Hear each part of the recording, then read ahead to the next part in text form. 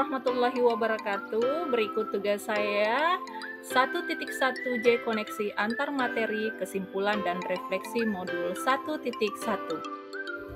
Perkenalkan, saya CGP Angkatan 11, Ervina HJ SPDI, dengan fasilitator Bapak Muhsin SS MPD dan pengajar praktik saya Bapak Nafik Doni Agustan ST SPD. Tujuan pendidikan menurut Ki Hajar Dewantara, mendidik dan mengajar adalah proses memanusiakan manusia, sehingga harus memerdekakan dengan segala aspek kehidupan baik secara fisik, mental, jasmani, dan rohani.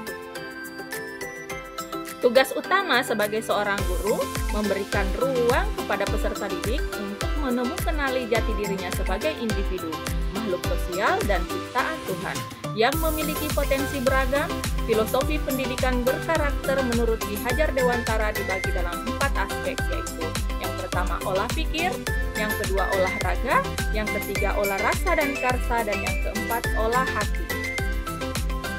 Olah pikir, untuk menyemai karakter kebangsaan, dimensi olah pikir bisa diwujudkan dengan menumbuhkan gerakan literasi sekolah oleh semua guru.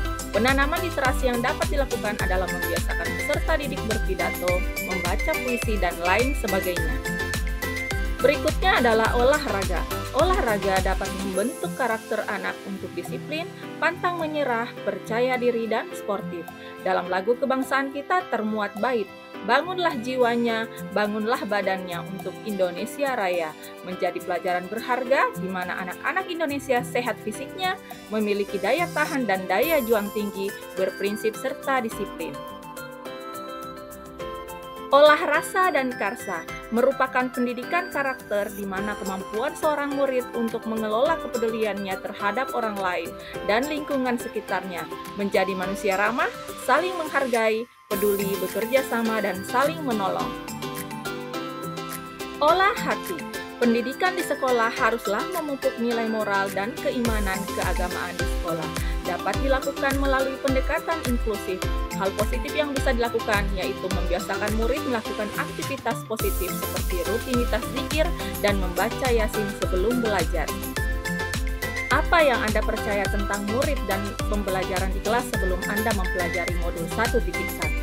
Yang saya percaya tentang murid dalam pembelajaran di kelas sebelumnya adalah guru harus selalu ada di depan memimpin pembelajaran. Guru hanya melihat siswa berdasarkan penilaian kognitif saja. Proses pembelajaran hanya dilakukan di dalam. Apa yang berubah dari pemikiran atau perilaku Anda setelah mempelajari modul ini? Dalam mempelajari modul ini telah mengubah cara saya memandang pendidikan dengan lebih dinamis dan inklusif. Saya lebih sadar akan pentingnya memberdayakan siswa sebagai pembelajar aktif dan mengintegrasikan nilai-nilai keadilan dalam praktik pembelajaran sehari-hari. Ini tidak hanya memperkaya pengalaman belajar siswa, tetapi juga membantu membentuk masa depan pendidikan yang lebih berdaya dan inklusif bagi semua individu. Yang kedua, guru juga tidak hanya melihat siswa berdasarkan penilaian kognitif saja, tapi melakukan penilaian non-kognitif dan pemetaan bakat minat dan potensi siswa.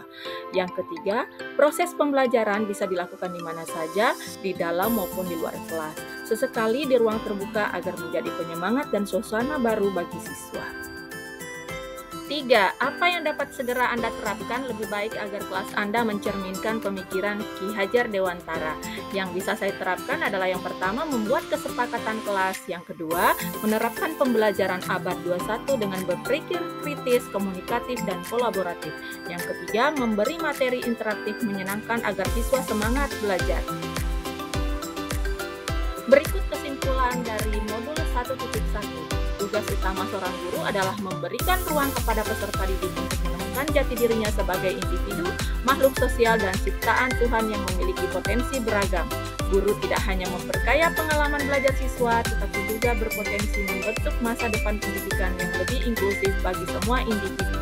Guru juga semakin mengakui pentingnya penilaian non-kognitif dan pemaparan bakat serta minat siswa, menjadikan proses pembelajaran lebih fleksibel dengan penekanan bahwa ruang terbuka untuk menginspirasi siswa. Demikian kesimpulan dan refleksi modul 1.1. Terima kasih.